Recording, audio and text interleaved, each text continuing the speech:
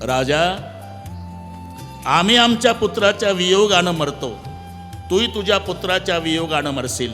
आता आमचा श्रावण पाणी पाजायला नाही, तुझं एकही पोर मरायच्या वेळेला पाणी पाजणार नाही.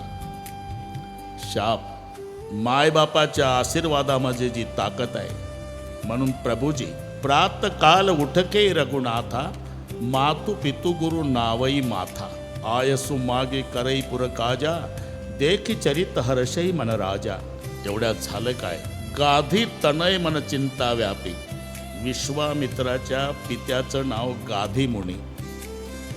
अनेक वेळा यज्ञाचं आयोजन केलं, पण सगळे राक्षस यज्ञाचा विध्वंस करतात. आणि म्हणून विश्वामित्राच्या लक्षात आलं की प्रभूचा अवतार झालेला आहे. मग विश्वामित्र मनोरथ करीत करीत करीत करीत अयोध्येकडे यायला निघाले. शरयूमध्ये स्नान करतात.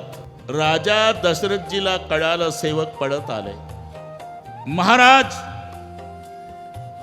प्रतिसृष्टि निर्माता विश्वामित्र अयोध्या की ओर पधार रहे हैं.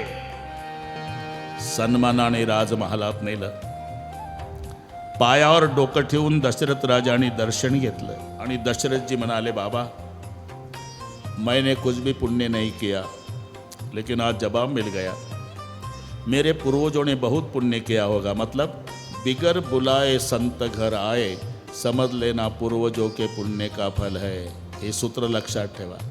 न बोलावता साधू आपल्या दारात आला की समजायचं पूर्वजांची पुण्याई फळाला आली. भोजनाचा कार्यक्रम झाला. विश्रांती झाली. तिसऱ्या प्रहरी अति नम्रतेनं दशरथजी विचारतात, केही कारण आगमन तुम्हारा? कसं येणं केलं? असुर समूह सतावही मोही, मै जाचन आय नृपते. अनेक वेळा यज्ञाचं आयोजन करतोय राजा, पण राक्षस माझ्या यज्ञाचा विध्वंस करतात. यज्ञाच्या रक्षणासाठी तुझा राम पाहिजे. सोच समज करतो मंगो महाराज. चौथे पण पायव सुतचारी, उतार वयात मला लेकर झाली, त्यातला ज्येष्ठपुत्र राम.